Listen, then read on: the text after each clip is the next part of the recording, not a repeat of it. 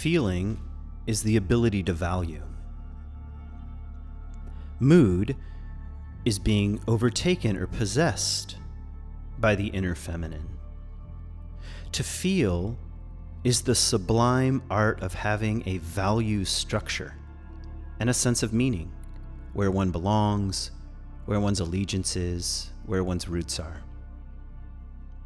This is a little passage by Robert Johnson in a book called He, H-E, Understanding Masculine Psychology. It's part of a series, He, She, We, 3 books.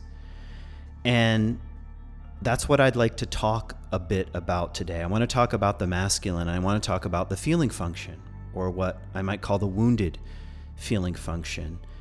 And I will say that I've been kind of dancing with some of these questions for a few years now, but also kind of misunderstanding them. I remember reading in Jung once that men are wounded in the feeling function, and I sort of thought to myself, well, I have emotions, I can feel things deeply, in fact, or I have access to strong emotions, and I assume, well, that's not my problem. But really, if I'm honest, I misunderstood. I'm sure I'm misunderstanding in some way what Jung is talking about when it comes to the feeling function. And maybe more broadly, as it relates to the other 4 functions, if you're familiar with Jungian typology here, thinking, feeling, sensing, and intuition. And I just got the feeling function wrong. I didn't hear kind of the essence of it. And maybe Jung is right. Men are wounded in the feeling function, or Robert Johnson at least turns that a little bit and says the masculine is wounded. The masculine tends to be wounded in the feeling function. And I want to try to talk about that. And it's kind of challenging terrain, because what are we talking about when we say masculine and feminine? What are we talking about when we say male and female? And, I'm not here to give you definitive definitions of these things, but I'll try to spell out a little bit, at least what I mean. And I'll try to tread honestly and as humbly as I can, kind of moving through these things. But it matters. And actually, the import from this podcast started with a Patreon supporter. This was just even a few weeks ago, when it was still Trump and Biden in the race, and all this political posturing going on. And he sent me a little message and said, hey, can you do a podcast on what you think is going on the mythic level, the symbolic level? And that's a challenging request in the first place. But I thought, yeah, and I started sort of turning over some things. I started thinking about some myths I've talked about before even. And then he said, oh, actually, I found you made a podcast about this in 2020 when you did one on the Fisher King. And so if you want to go back in time and check out that, I think it was 2020, but I did a podcast on the Fisher King, and where I was just sort of like moving in and out of mythology and politics and the male psyche in a way too, or the masculine psyche. But anyway, so I thought, well, I've kind of done that, but maybe I haven't gone very deep. And there's a difference between the Kent who made that podcast and the Kent sitting here right now at the mic, just in terms of my single awareness of the feeling function and kind of what's possible here and what's at stake, and how the wound of the feeling function might manifest itself. And I've been shocked. It's been kind of embarrassing. And I actually think personally, I don't want this podcast to be a substitute for therapy, or a dumping ground for, so-called vulnerability. So I'll be personal, but, not overly personal. But my main point is, yeah, these things have struck me kind of in a powerful way just in the last few months. So that's where I'm headed. And I don't have a lot of announcements, except one kind of big one. If you've been listening for a while, you know that I lead pilgrimages to Israel, and Israel is not in a place where that's possible for all kinds of reasons. And yet I still feel the tug to pilgrimage. Pilgrimage is one of the 7 ancient Christian disciplines. It also is beyond Christianity, of course, too. And it's a kind of walking prayer, a living prayer, an adventure, an exploration, a wandering question. These are things I think about when it comes to pilgrimage. And so I've actually wanted to do this for a long time, but I'm going to be offering a pilgrimage to Greece. I want to talk about and explore together with you, if you're interested and can do it, the origins of Christianity. Like what was going on? What happened between the hills around Galilee and Zion and Jerusalem and the crucifixion and the birth of the church, and what was at stake, and what was the world like then, and what were the ideas and the images and symbols in the conversation. And I've been to Greece before to study, but never to offer a pilgrimage, a tour. I've done one in Turkey, but not in Greece. So you're invited. The main group, I'm trying to, my friend Michael Hidalgo from Denver Community Church, I was just out there at the beginning of August. We've done, I think, 3 or 4 pilgrimages to Israel, and we kind of cooked up this idea for doing one in Greece together. So he's going to come and hopefully pull some people from his church, but it is open to the public. And it doesn't, just send me an email, dobsonpilgrimage@gmail.com, please, if you're interested. I'll send you the PDF that has the basic details on it.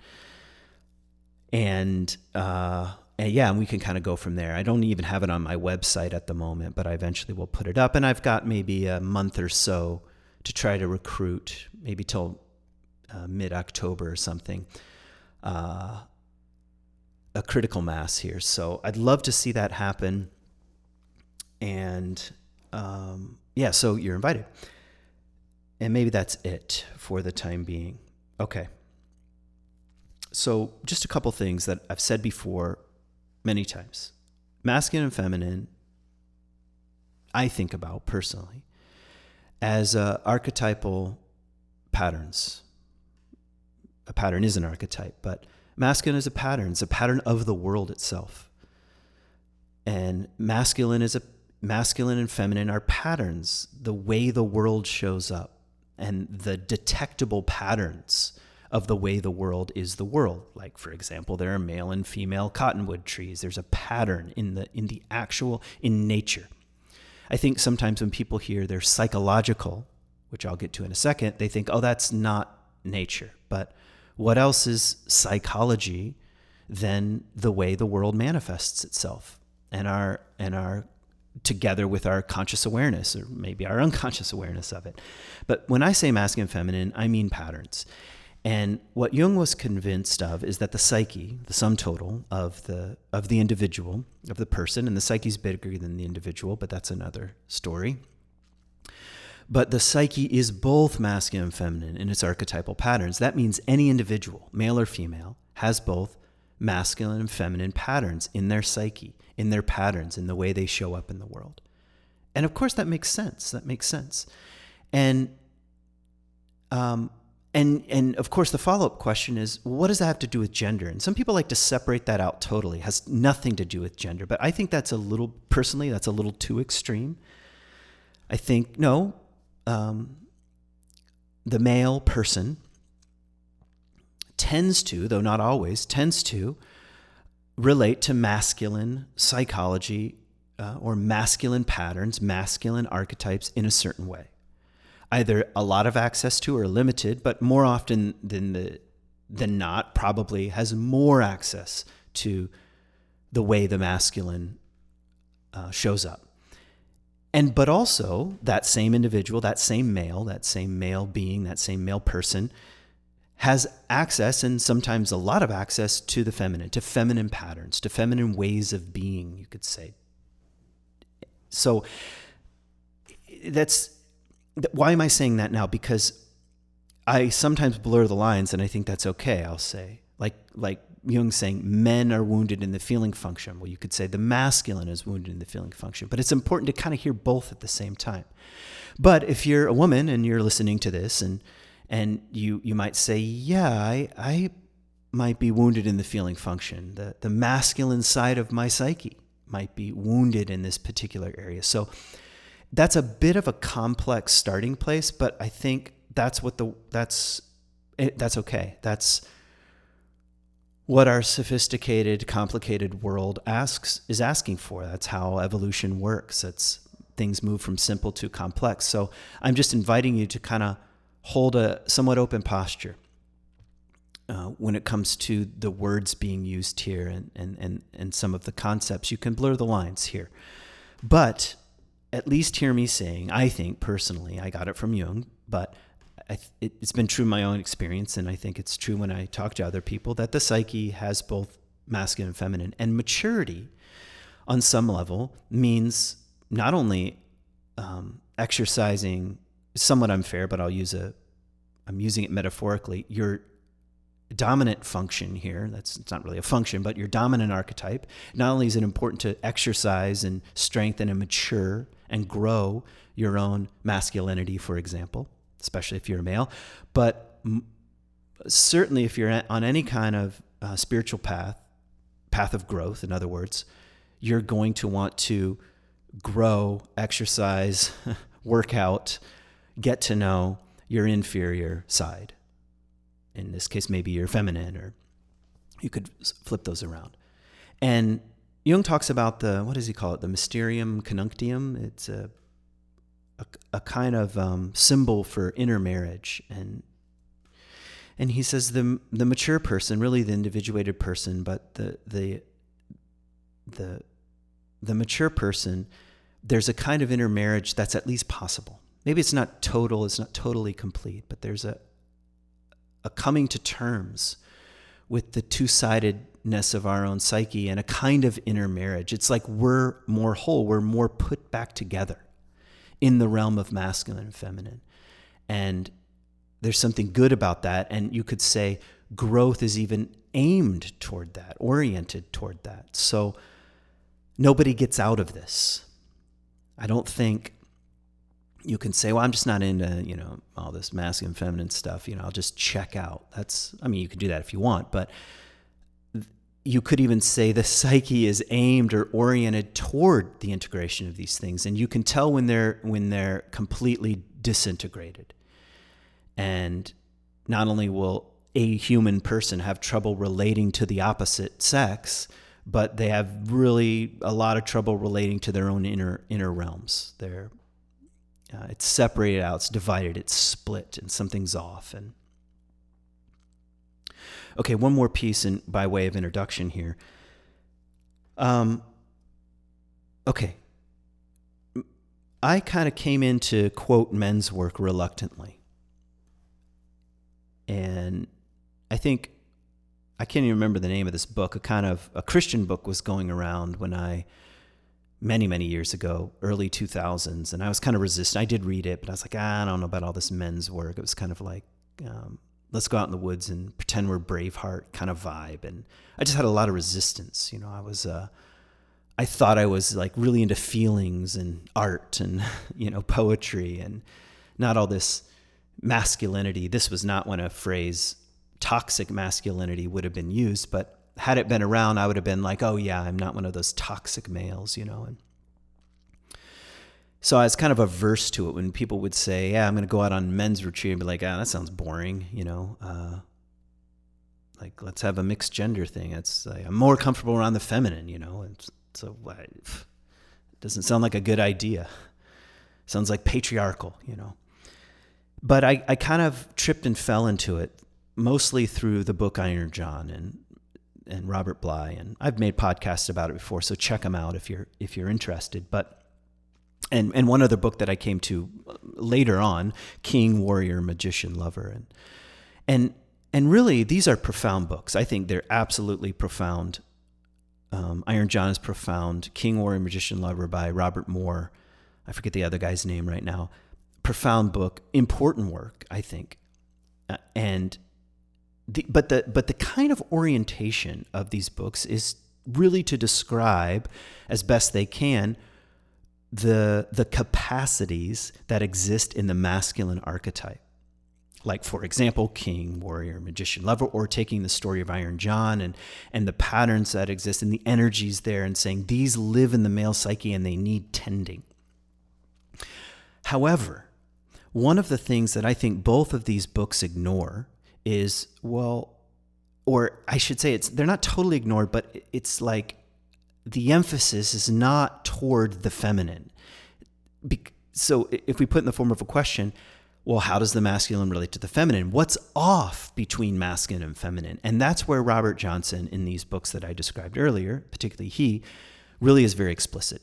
And he uses the Fisher King to really talk about kind of the terrain here. So one of the places I'm going is, well, what's the masculine's relationship like with the feminine? Where is it off? Where are where are the places of growth that are available to us? And I'll pull this straight from Johnson. He actually has 6 points, 6 ways of relating to the feminine that need tending for anyone who's interested in growing up or is being forced to grow up, you could say.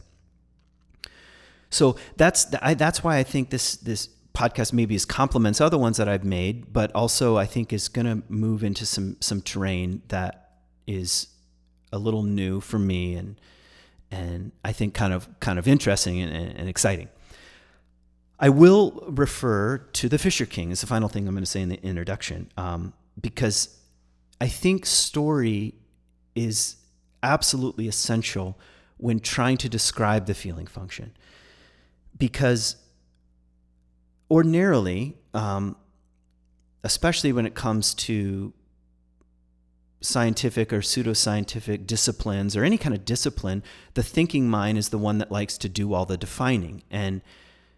But the feeling function is something other than the thinking function. So it's pretty hard to even make a podcast, if I'm honest, about the feeling function. Like I'm kind of engaging in the thing that causes the feeling function to hide. So the Fisher King, just musing on a story and kind of because all stories kind of have this open-ended feel. It's like you're standing in a field and you can't quite see the horizon. And so I'm going to bring in the Fisher King like I've done before, but I'm going to emphasize some different elements of it as just a way of trying to get at the feeling function. So anyway, that's where I'm headed. And I have like several books in front of me open and some notes, and so I'm going to try to make my way through the stuff here. Okay. I want to read again the quote and that I began the podcast with because I think it's pretty powerful. So, of the 4 functions, thinking, feeling, sensing, and intuition, we're focusing on the feeling function here, and just listen again to the nuance here. Feeling is the ability to value. Now, already, that's a profound statement in and of itself. That's not the same thing as saying feeling is the ability to have emotions. No, it's the ability to value. So you might have emotions, but those emotions would be constellated around the capacity to value. And which is funny because I think feelings sometimes when people get criticized for being too into their feelings or something, as if they're kind of all over the place. But he's actually describing something quite different. It's not someone who's all over the place emotionally. It's the ability to have some clear values here. The sublime art of having a value structure, it's a kind of solidity there, and a sense of meaning. So that's profound too, because he's saying that the feeling function, Robert Johnson says this in other places too, the feeling function is the function of meaning. So if your life lacks meaning, if you bump into that from time to time and you feel that kind of meaningless void, one way of understanding that or interpreting that or relating to that is to say, okay, maybe I'm wounded in the feeling function. Maybe my value structure isn't working all that well. And something wants my attention, and even the depression or the anxiety is trying to get my attention about something that that that's possible here. So, in other words, this is the train of meaning. Now listen to these phrases. A value structure and a sense of meaning where one belongs. You feel the solidity of that? I belong. I'm here. I belong. Where one's allegiance is. Oh, I know where I stand on certain things and to whom I'm aligned and to what I'm aligned and where one's roots are. So it's that capacity that goes down into the earth. It's the tree, it's the tap root of the tree. And already, just this single sentence, 2 sentences, really shook me up. I said, wait a minute. I think I've got this all wrong. I think I've largely been thinking about the feeling function as the capacity to have emotions or strong emotions. But just having strong emotions, it doesn't often feel very grounded, if I want to use a spiritual cliche, or rooted somewhere. And I belong and I understand where my allegiance. Do you see, that feels really different. So the opposite, and this is where I think he's so powerful here, he calls mood. So the first thing I want to say, that the wounded feeling function confuses mood and true feeling, or confuses mood and feeling. And the immature expressions, or the wounded expressions of the feeling function, come out as mood. And moods are things that we're overtaken by or possessed by. So he says, mood is being overtaken or possessed by the inner feminine. I'll have more to say about that in a moment, but it's a possession. It's a taking over. You're caught in something. You're in the grips of something. You're overwhelmed in a way, he says, by an irrational element that plays havoc in your life. That's a great phrase, an irrational element that plays havoc. This is mood, moodiness. And here I can reveal, a little bit without going, into too much detail, but I actually like moodiness, if I'm honest. I have on my phone, on a playlist called Mood. Someone asked me a couple years ago what kind of music I liked, and I said, well, I like sad music, Well, really what I meant was moody music. You can imagine me in college walking around before the iPod, with a CD disc Walkman thing and headphones, just kind of in a mood, walking around campus. That was me always. I always walk somewhere with headphones, and as if I'm in a soundtrack, Well, part of what's attractive is the moodiness of that. Like, you can get into a vibe and it can kind of take over and color, and it's kind of tasty to someone like me. But if you were to stop and see, where's your sense of belonging, and where's your allegiance, and are you rooted somewhere? And the answer to all of those would be no, not really. And okay, so I hope you're getting a sense of what he means by mood. And Johnson actually says we often have to make a choice. Men, he says, have to make a choice, but you could say the masculine. Men have to often make a choice between feeling and mood. Sometimes the will can be involved in this, and to choose feeling would be to choose the path of values. To choose mood would be just to succumb, to surrender, to be caught in the flow of kind of a sort of instability, a kind of free-floating currents that might go here or there. And here's where things, I think, get interesting. He says you can check it out. If you don't want to think about yourself, think about someone else, a man for example. It could be a woman, but a man And when they're caught in a mood, you often have a feeling around them that you're not in a real relationship with them. You're kind of just, they're relating to you from their mood, and they're not really relating to you. It's almost like I wouldn't say irrelevant, but there's a gap between you and the person, and they're sort of caught, and they're caught in something. They're possessed, to use old language, and it's not a real relationship, nor does it lead to real creativity. That's what Robert Johnson says, because deep creativity requires value. I know where I stand. I know where I belong. I know my allegiance, and I'm here to take my place in the world and as creatively as possible. Moods are substitutes for it. You might think about yourself as being creative, but really it's just playing with moods. And people often feel used when they're around a moody person, because maybe that person is being used to enhance the mood, or the person might be rejected because they're not going along with the person's mood, that kind of thing. Those are just examples of kind of the wounded feeling function here. Whereas the healthy feeling function, Johnson says, if you want the healthy counterbalance here, when the healthy feeling function is online, it's warm, it's gentle, it has the ability to relate, and it's perceptive. Those are just qualities that Johnson points out. Warmth, gentleness, relatedness, and perception. Yeah, and you can already feel the difference. Yeah, I would like to be around a person like that, male or female. I'd like to be around a man like that. And that would be someone who has deep and healthier, I think there's a better way of saying it, deep and healthier access to a true feeling function. And I would like to grow in my warmth, gentleness, relatedness, and perception. Another thing he says, which I think is a helpful distinction, he says, another way of describing the wounded feeling function is the inability to relate. So not only is it connected to values, it's connected to relatedness. You're not actually relating to the other. You're just relating to the fantasy of the other, or the image of the other, or the mood you have in the presence of the other. That's not a real person. It's not even a real circumstance. It's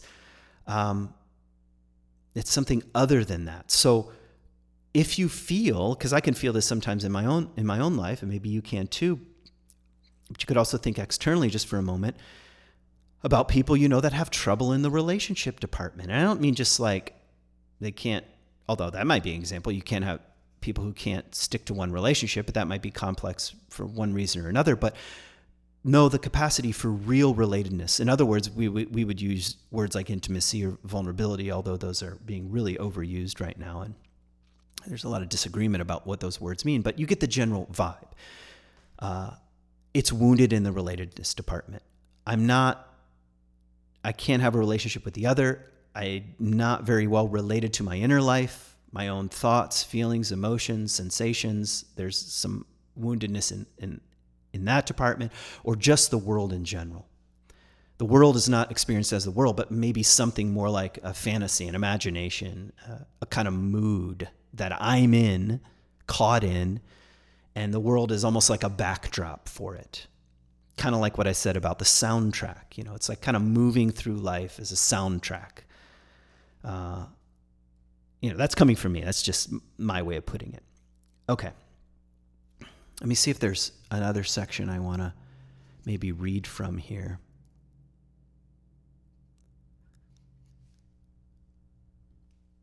Okay, here's a little section here. So remember, Johnson says that mood is being overtaken or possessed by the inner feminine. So here he's going to just spell it out a little bit more clearly. Man has only two alternatives for relationship to his inner woman. Either he rejects her and she turns against him in the form of bad moods and undermining seductions, or he accepts her and finds within a companion who walks through life with him, giving him warmth and strength. You can just feel the difference, just sort of taken by bad moods and seductions, and that's someone who's not well related to their own inner feminine, to their own inner woman, so to speak. Or one that actually feels sort of supported internally and has warmth and strength. If a man falls under the spell of a mood, that is, if he misconstrues her as being, quote, out there, he loses his capacity for relationship. There it is, relatedness. This is true even though it might be a good mood or a bad mood. That doesn't matter. It doesn't matter if it's a good mood or a bad mood. It's the same kind of mechanism at work. And here is what he has to say a little bit about creativity. Creativity in a man is directly linked with his inner feminine capacity for growth and creation. Genius in a man is his interior feminine capacity to give birth. And it is his masculinity which gives him the capacity for putting that creativity into form and structure in the outer world. So I hope you can hear the symbolism at work here. It's like, from where does deep creativity, generativity spring forth? Well, it's almost as if it comes from our own inner feminine. Doesn't matter if you're male or female, as if we're giving birth to something. It's precious. And it comes from a mysterious place.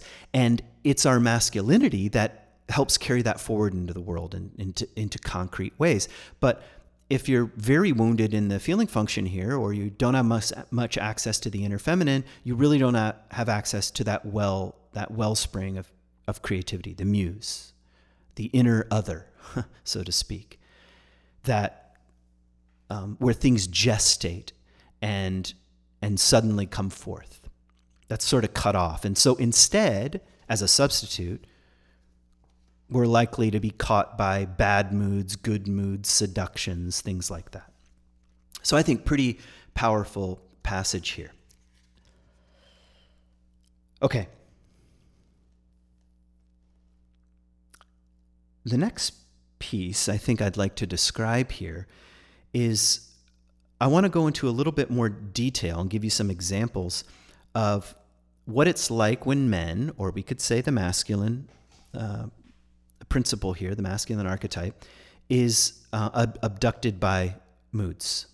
Like, what might that look like? I'll give you 3 or 4 examples, and then we'll turn more attention to, well, how does one cultivate a relationship with the inner feminine, which is sort of what Johnson is inviting us into.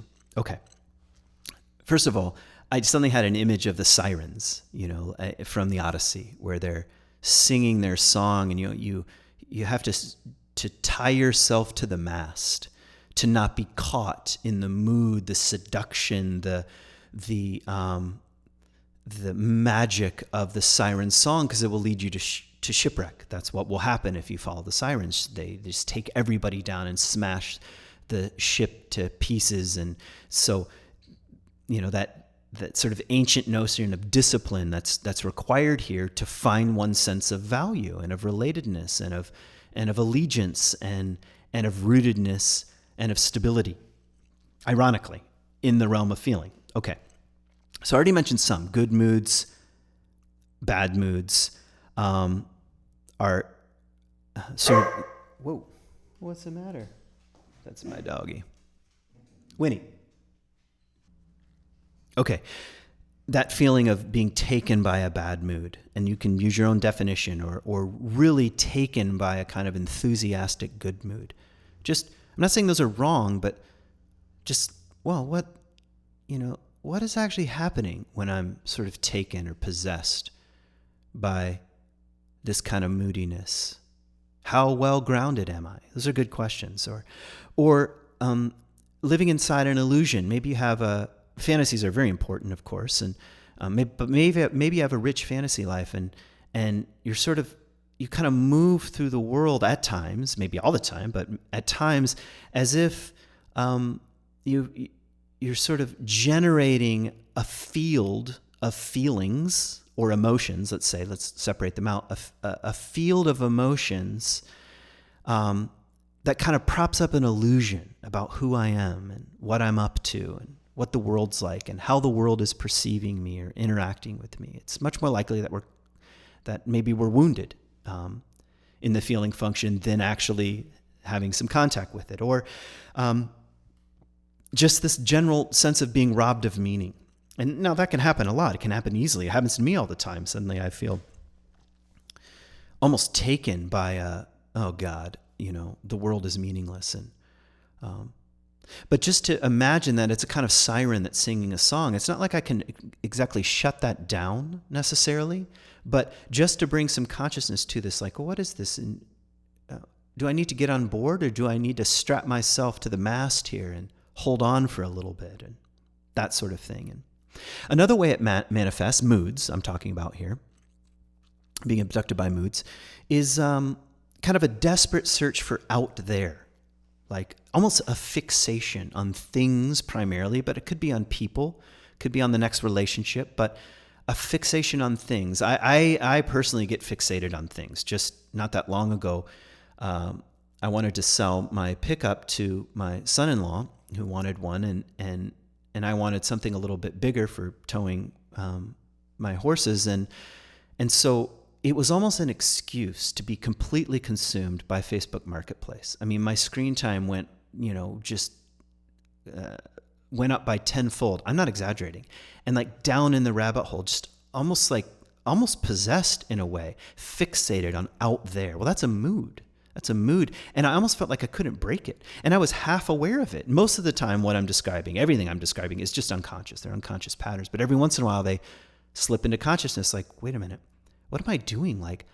And I knew basically every single truck in a 100-mile radius and what it could tow and whatever the towing capacity, and whatever. I just knew all the details, and I was like trying, and all this complex criteria of what I needed. It needs to be a family car. It needs to tow horses. I need to be able to sleep in it. I need to be able to drive it on long trips. I need to get good gas mileage on the highway. And it's just like, that's a fixation. That's a mood fixation. And what are my deeper values? Like, if you were to ask me that in the moment, I'd be like, I'm just lost. I'm lost. So that's an example of being taken by a mood. And or another common example is kind of the vacillation between depression and inflation. And like thinking too low of oneself and being taken down in that mood, or the inflation. And that might be analogous to the good and bad mood, but inflation, just sort of like all of a sudden very puffed up, or wanting to be in environments or trying to cling to environments that puffs one up in the world and soothes one's, egoic center, or their persona. Or thinking you're on top of the world. You know what inflation means, but that feeling of being puffed up. So, but my main point was the vacillating back and forth. That's a good example of having a wounded feeling function.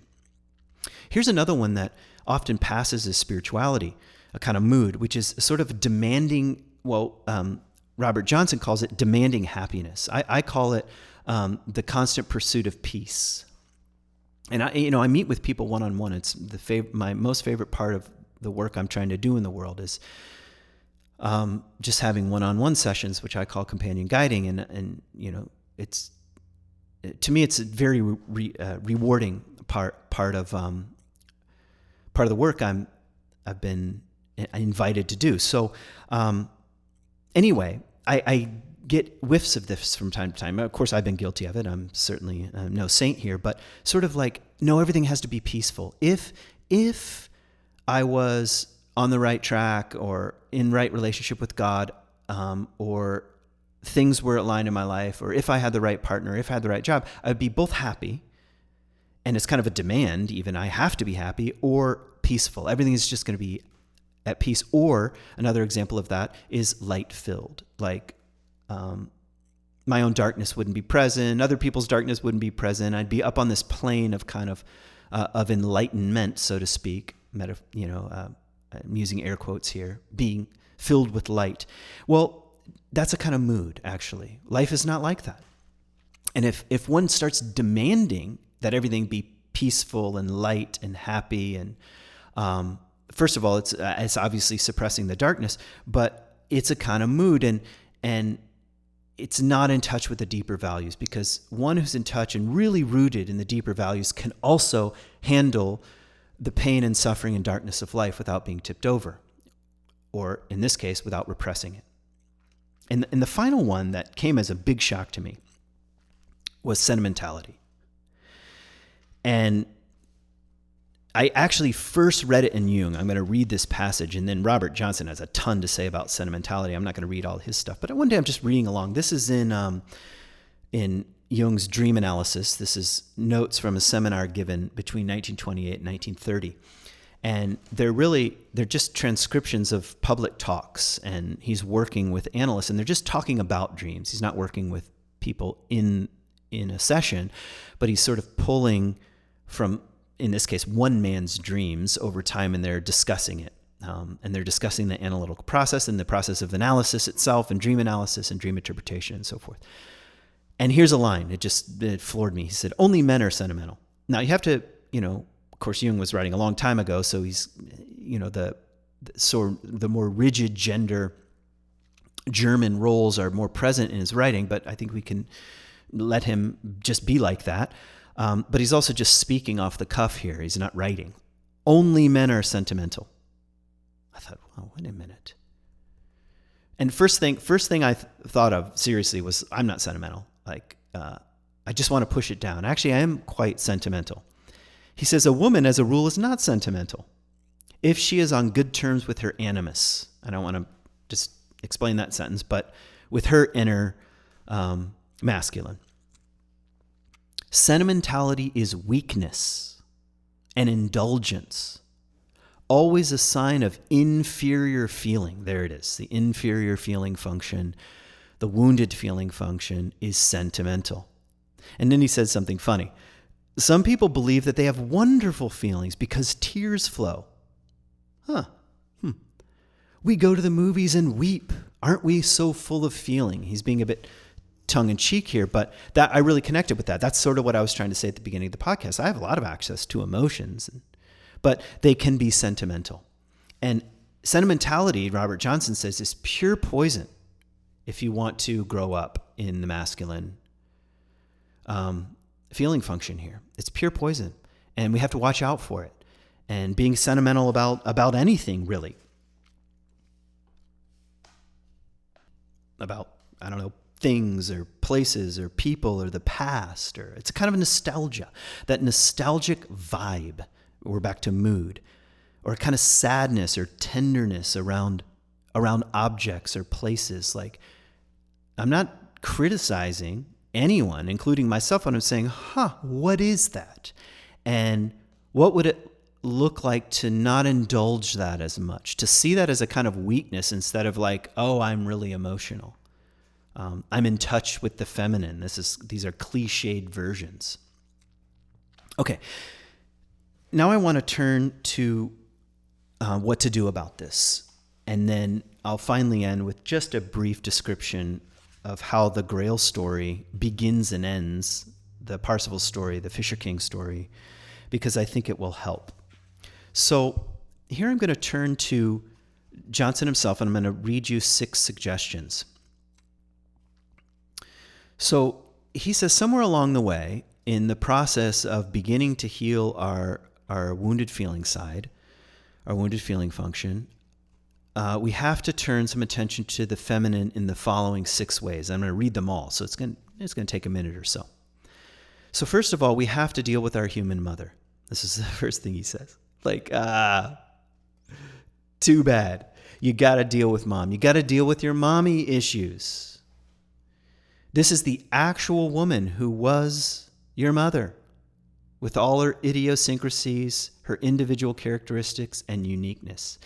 And I think part of what he's saying, he doesn't give a lot of detail here, is turn attention to your flesh and blood mother. What actually happened? What were her characteristics, her idiosyncrasies, her uniqueness, with all good and bad thrown in there, a more stark, honest look at one's human mother.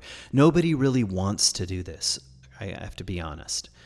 They don't really want to look at the dynamics of one's relationship.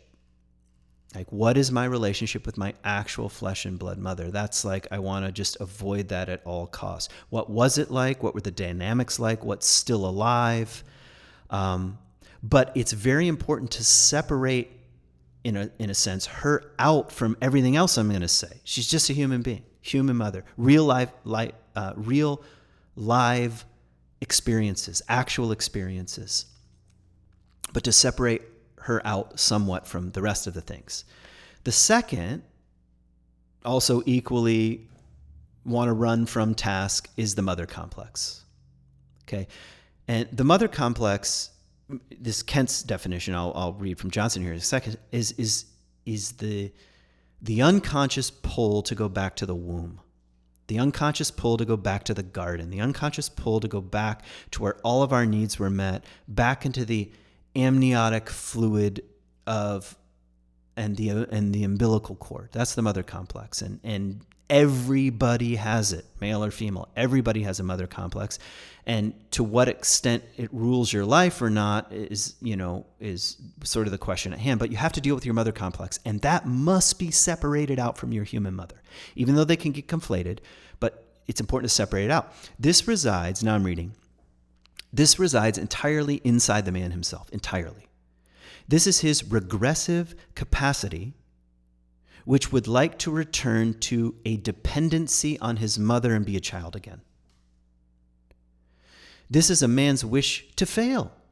He's just fleshing out a little bit. Even the wish to fail. His defeatist capacity. I just want to go back to when things were simple. I just want to go back to the 1950s. I just want to go back to childhood. I just want to go back, not that one is necessarily articulating these things. It's a little more complicated than that. But his defeatist capacity. Oh, well, this always happens to me. I can't expect much from life. His subterranean fascination with death or accident. I had this big time when I was a kid. Like I would just imagine like a dramatic injury or a car accident or I loved that book Alive, about the soccer team that was stranded in the Andes and they had to, end up eating the people who had died in the plane crash on this frozen mountainside to stay alive. I was totally fascinated with death and accident, like imagining and even kind of wishing that, some dramatic accident would happen to me. And then maybe someone would see me and pay attention to me and that kind of thing. That's the mother complex, really. His demand to be taken care of. This is pure poison in a man's psychology. And that's probably the most important thing to say. Everybody has this, but to recognize it as poison is to begin to do some deeper work. All right, I do this, I'm doing this, I'm prone to this. Come down off your cloud of inflation that you're some sort of, got it together, and know you're likely to be taken or possessed by a mother complex at any moment, at any time. Especially if someone slights you or you don't get the promotion or your girlfriend doesn't speak to you in the right way, or you don't get what you want. This is the temper tantrum internally coming. Okay. The third dimension here, so the human mother, the mother complex, is the mother archetype. And here he says, if the mother complex is pure poison, the mother archetype is pure gold. It's the opposite end. It's the other side of the coin here. It's the feminine half of God, the cornucopia of the universe, that the universe is just exploding with generativity and unasked for gifts from water. I mean, I was just in North Carolina. I stopped by a little place that I was exploring for future retreats and programs, and they had a bunch of springs there, and they're just coming right out of the earth, just drinking straight out of the earth. Like I just had this like a kind of amazing and simple feeling like, oh yeah, this is the mother archetype. This is being fed by the world, the cornucopia of nature, the bounty which is freely poured out to us without fail. We could not live for 1 minute without the bounty of the mother archetype. It is always reliable, nourishing, and sustaining. See, I think a lot of the reason why I like to take people outside, why I like to go outside, it's not that I'm consciously like, we're going to cultivate our relationship with the mother archetype, or it doesn't even need fancy language. You just feel nourished by the world if you'll spend enough time out there. Not that nature, isn't your friend. I'm not saying that. It's also dangerous. The world is dangerous. But the bounty of life, the unasked for nourishment that's available to us at every moment, from every breath we take, to the sunlight on our skin, to the stream that just flows out of the earth, our waking and sleeping patterns, it's just the miracle of life. And I think to a certain extent, what many people are missing, men and women really, is more contact with this. And so I think half the reason why people like my own retreats and programs outside is that they just get to be outside and they feel nourished in this way. Okay, And here's where things get a little more complicated. So the fourth dimension is what he calls his fair maiden, or sometimes called the beloved, the inner other, the anima or the animus, to use technical Jungian terms, his fair maiden. This is the feminine component in every man's psychic structure and is the interior companion or inspirer of his life, the fair damsel. So it's like there's an inner living entity in there that's, in this case, shaped like a certain kind of woman, or is like a kind of woman that inspires us. It's like, where does inspiration come from? It's like he's saying that it comes from the inner realm, the inner fair maiden, and a certain amount of chastity and discipline is required to date her. That's why in the Parsifal story, his fair maiden, Blanche Fleur, which he mentions in a second, it's an unconsummated, deep relationship because there's like a fidelity that's required, and a certain reserve and respect that's required. So anyway, he says it's Blanche Fleur, one's fair lady, Dulcinea in Don Quixote, Beatrice to Dante in the Divine Comedy. It is she who gives meaning and color to one's life. And remember, it's a bit hard. It's almost like blows the mind a little bit. It's why the mind really isn't so much involved. You need almost an imaginal consciousness here. But this is an inner reality. And of course, if you listen to my podcast on the magical other, often what we do is that this inner constellation of feminine, the way the feminine is constituted in one psyche, we project onto other people. We put it onto other people. And that's called the magical other. You know, that's asking someone, a flesh and blood person, to be our inspiration. I get uncomfortable, all kinds of fancy language now being used. Instead of husband and wife, it's partner, which sounds like you're in a law firm or something. No offense if you use that, or my significant other, or I've heard lately my beloved. And I think that's actually an example of confusing this realm. Well, there's the inner beloved and the outer beloved. Okay, you can make a distinction here, but sometimes it's like, I'm asking this person to carry this, to be my, you complete me kind of thing. Okay, that's the fair maiden. Now, you might start thinking, what the hell? What are we talking about? Okay. Dreams are often a realm where the inner feminine shows up. But you can listen to my previous podcast for some clues there. All right. The fifth, I'm almost done here. The fifth, his wife or partner. Okay. Separated out from all of the previous ones. And to review, we're talking about the human mother, the mother complex, the mother archetype, the fair maiden, the inner anima, so to speak, and wife or partner. This is the flesh and blood companion, and I think that's the key word, who shares his life journey and is a human companion and isn't all, mixed up with the mother complex or the fair maiden or whatever, just the flesh and blood. And it really takes, in my opinion, a long-term relationship to really see the other here in this way as a flesh and blood companion. And the sixth dimension of the feminine here that we're being invited to be in relationship with, which helps heal the feeling function, is Sophia, he says, wisdom. This is the goddess of wisdom, the feminine half of God, the Shekhinah in Jewish mysticism. It comes to a shock to a man to discover that wisdom is feminine.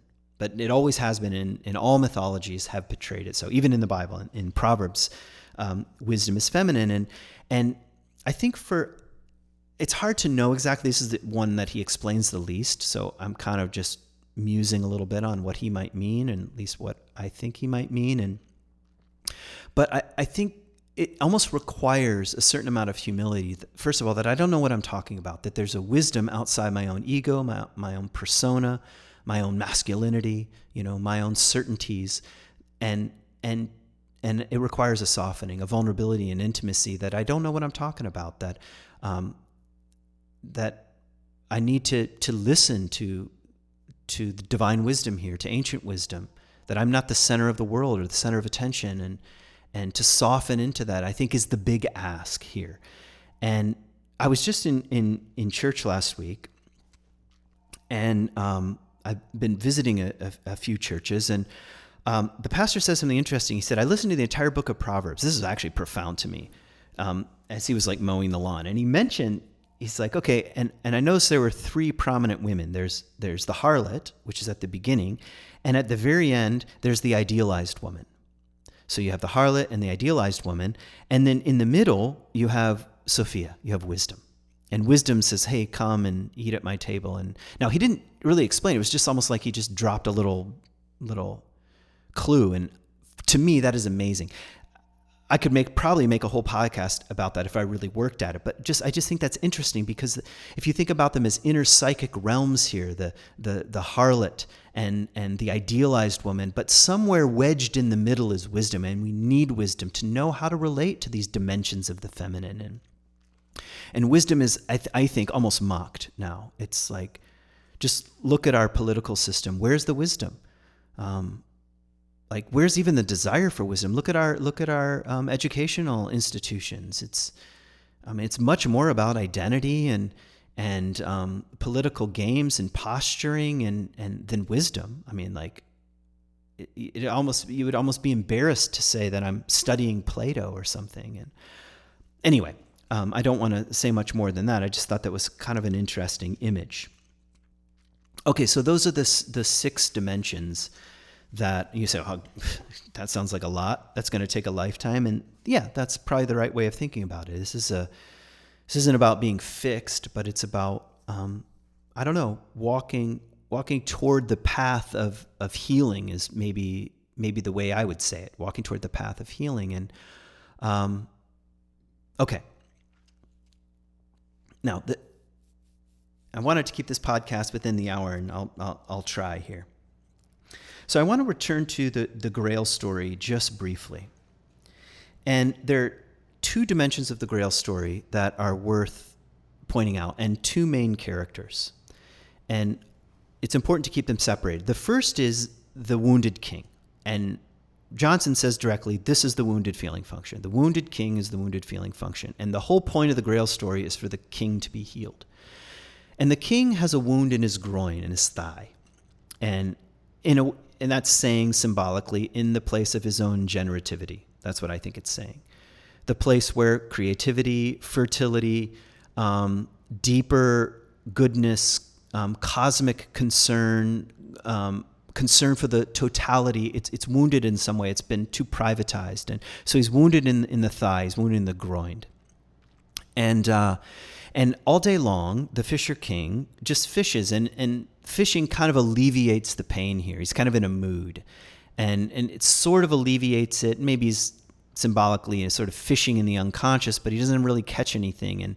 And he's the king of the Grail Castle, and every day there's a feast in the Grail Castle, and the Grail is actually brought out, and there's all kinds of beauty there and goodness and symbolism, and but no one knows the right question to ask that would allow the wounded king to drink from the cup and not only heal himself, but heal the kingdom. Because this is true, like, literally, but also the main point is symbolically, that when some part of us, the wounded feeling function in this case, is wounded, it's the whole kingdom, the whole internal kingdom is wounded, but it also works a little bit externally. Like when the kings are wounded or queens are wounded, the whole kingdom maintains a kind of illness. So that's why these stories really matter. That's why inner work matters. We say, why don't we just focus on the systemic structures and something like that? Because you can do all the work you want, and that can often be good work, but if the internal realm is wounded, it's not going to go away. So that's a little bit of the bias of the ancient myths and the bias of depth psychology in general. But okay, that's the wounded king. And so how does the wounded king get healed? Well, in comes Parsifal, and Parsifal means something like innocent fool. So gives you a clue. The only way forward is foolishness. You're going to have to become more foolish, more childlike. Unless you become like a child, you cannot enter the kingdom of heaven, says Jesus. And I believe him. And it's one of the things that keeps me regularly from from a deeper spiritual life. It's like, I want to stay in the place of inflation. I know what I'm talking about. I've read Jung. I have a master's degree in biblical, blah, blah, blah. I was a pastor, I am an animist guide, or, no, I'm just a kid. I'm a child, and I have to return. I have to recover. If I'm going to heal the wounded feeling function, I'm going to have to do it through the sacred fool, through the innocent fool. And I'm going to have to stumble and make some mistakes. I have to become innocent again. Okay, so the beginning of the Parsifal story is important here. So he meets a knight. He lives alone with his mother, interestingly enough, and he meets a knight, or sees some knights. I can't remember which. There are a couple versions. And he just knows, this is my calling. I have to become a knight. I'm going to go to the Grail Castle. I didn't even know knights existed. And he didn't know because his father was a knight, but was killed in battle, and his mother sort of kept this from him because she didn't want him running off and dying in battle, obviously. You can understand why. So finally, through a lot of tears and arguing, she relents and says, fine. She sends Parsifal on his way on the search for the Holy Grail, the vessel, the sacred cup of Christ, the cup of eternity, the cup of individuation, of the deep self, of the true self. Sends him off and says, okay, you can go on two conditions. One, wear this underwear that I made for you, this kind of undergarment, homespun undergarment. And the second piece of advice is don't ask questions. Don't ask questions. Yeah, I don't know if you've ever been told that, or you've got that either directly or indirectly. Don't ask questions. Well, that's the mother complex coming in, and that's the overbearing mother, whether culturally or actually, literally, trying to keep you a child. Only a child. Actually, children often ask questions, but it's sort of keeping you locked in to don't look around. So wear this underwear, and which is going to be hard to have a relationship with a real woman if you're wearing your mom's underwear, so to speak, and not to mention become a knight, and you're not going to get very far if you don't know how to ask questions. Okay, so he goes off into the world. Now, amazingly, in the story, he bumps into the Grail right away, which is a little symbolic clue that that it's not that far away. That oftentimes, and this is a big part of therapy, but also the work that I do in companion guiding, it just comes up naturally. Things happen to us often in childhood. In my experience, almost everyone has some kind of luminous, numinous, mystical, you could even say if one's on fancy, mysterious opening. Like, what is this world and who am I? And it's like stumbling into the Grail Castle early in life. Maybe life is not all about me and just the miracle of life itself, or there could be 30 other examples. But the story is saying Parsifal sets off on the journey and finds the Grail Castle right away. And he's there, and there's a big party, and they parade everything out, and they even take the cup. And the cup is paraded. And what Parsifal doesn't know is the entire community is sort of waiting on pins and needles. Is this the one? Is this the one that knows how to ask the question? Because they don't know what the question is. The castle is injured in some way. The kingdom is injured. The king is injured. They've lost the questions. Like Heschel says, the most important thing we could do is recover the questions. It's not so much that religion provides answers, but it gives us the right kind of questions. And they've been lost, and we've lost them, and I've lost them, and you've lost them. And so they're waiting, but he doesn't. He just remembers his mom's advice, and there he is in his mom's underwear, and he doesn't know how to ask the question, even though he thinks this is unbelievable. This is amazing. And he goes to sleep, but he wakes up in the morning, and it's all gone. It's gone. It's evaporated. And now the quest begins again. And he's almost like condemned now to 20 years of wandering. And he meets the Blanche Fleur, his inner beloved, his inner sacred, and his inner wellspring of creativity. He remains faithful to her, but he also has all kinds of adventures and rescues people and dragons and falls in love here or there, but all trying to get back to that castle. And okay. Now, I want to just briefly mention something about the end of the story. So when finally he is closer to returning to the castle, he meets two figures. And one figure is a monk. And, I sometimes think about Jung saying that what we need is to return in some sense to the religious instinct. We need to meet the monk. And I'm not exactly sure how to interpret that, but part of what that means is you have to listen to a tradition, a wisdom, Sophia here, and a way of being that is somehow other than your hero's adventurous, wandering self. It's time to slow down. It's time to gain insight. Separate that out. Insight. Look within. And so the monk tells him, be quiet. It's time to meditate. It's time to slow way down. And it's a clue. It's like, oh, okay. To enter the Grail Castle a second time, I got to slow way down here. I can't just be marching around being heroic forever. I'll never find it. I'll just think it's around the next bend. And the monk is the one that teaches us. That's why all ancient traditions, all ancient religions said you need a teacher. So sit here, sit down. And eventually, the monk does tell him where the castle is. It's just down the road to the left. It's been here all along. In other words, it's just, there it is. Just go ahead. And here there are different versions of the story, but I want to pull on just one thread. I think it's just after he enters the castle here for the second time, he meets a hideous damsel, or a hag, depending on the version. And here the hag just mocks him up and down. Really, if I can, say something that contemporary people, spiritual people don't like, shames him. And it's almost the right move now in life. You ought to be ashamed of yourself, is kind of what she's saying, which is a lot different than hearing that as a child. No, hearing it as an adult, one on the doorstep of a deeper truth. It's time to look. It's time to really look. We would call that looking at your complexes, your shadowy material, the distasteful parts of yourself, and really owning it. If someone really hasn't owned their stuff, and then maybe no one gets there, there's stuff I haven't owned. I know that I haven't owned it, but I don't know what it is quite yet.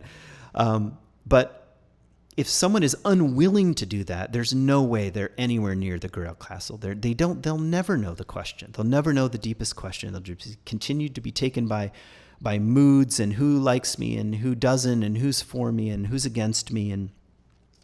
But anyway, he's like kind of beaten down by the hideous damsel. And it's a side of the feminine that is less idealized. It's like it's somewhere in the darker regions, and it needs to have a voice in your life. And what have you refused to take responsibility for? So after getting sort of beaten down here, he's finally able to ask the question. And the question is pretty straightforward. The question is, whom does the Grail serve? And the answer to that question is something like, the Grail serves the Grail King. From a religious point of view, it's saying the Grail, or drinking from the Grail, is to serve God. It's to serve the totality, the one. Something beyond one's own egoic center. And the entire myth is oriented toward this and lasted for perhaps thousands of years, probably even predates Christianity in the oldest stream of this, before the cup was associated with Christ. But to drink from this cup is to serve. Like Jesus saying, the Son of Man came to serve and not to be served. See, he's drank from the cup of Christ. He's dined at that table. He knows how to ask the right question. And even if we think about contemporary spirituality, which there's a lot of interesting things happening, but I've probably been guilty of the very thing I'm about to criticize, which is we think that drinking from the cup, like I'm going to discover my true self, or I'm going to go on a journey of some sort, and I'm going to be enlightened in some way. What's that for? That's for me. That's for me and my enlightenment, my personal enlightenment, my my journey, my story, my way, and no one can tell me otherwise. See, that's someone who's they're not even in the Grail Castle at that point. They don't know how to ask the question. And we have to say to ourselves, often we don't know how to ask the question. And part of what's the brilliance, I think, of this story, and also I think Johnson's interpretation of it, is that along the way, everything that I described from dealing with the feminine is part of Parsifal's journey back toward the Grail. He has to deal with the feminine. He has to get rid of that homespun garment, that underwear, stitch by stitch. That's a quote from Johnson. Stitch by stitch, you have to unwind and undo the mother complex. You have to come into contact with a deeper mother archetype. You have to deal with your flesh and blood mother. You have to look within for that dancing anima, that dancing sacred, that wellspring of creativity, and not confuse it with something external. You have to get into a real relationship with a flesh and blood woman and let it work you, and you have to pursue ancient wisdom. All these things are ways of undoing that underwear and ways of getting closer to being able to ask the ultimate question: who am I here to serve? And if I am lucky enough to just have one drop from the eternal cup here, from the cup of Christ, from the cup of insight, from the cup of the eternal, from the divine, it is not for my own pleasure or purpose, but it's to serve God and to serve the larger kingdom, to serve the world, you could say. And I can't think of anything more. I mean, that basic notion was taught to me since I was a kid. Like, I look back and think, yeah, that's in the very substructure. Sometimes I object to the language that was used, but the idea that we're here to serve God, I mean, that's part of the deep Christian tradition, but also any depth, the depth dimension of any religious or spiritual practice. That sort seems to be the core. It's not all about you. And along the way, you're being invited to to not only go on an external journey, but to go on the much more risky internal journey, to do some house cleaning, almost like a house cleaning of the soul, just to get close enough to the place where you can ask the right kind of question. That's what the story seems to be suggesting. So I want to thank you for tuning in. Thank you for listening to this podcast. If you made it this far, I want to remind you that it makes a huge difference if you share it. And I want to thank my patrons who support me. I've got, more podcasts lined up here. I've got some guests coming. I'm getting a little bit more into having some guests. And thank you. My life is in part made possible because of Patreon support. And I just am really, really, really grateful. I hope you heard a hint, a guess, a clue on this podcast, something for your own story, something that struck you. I hope you'll hold on to it. I hope you'll contemplate it. I hope you'll carry it around in your pocket for a while. Thanks for listening.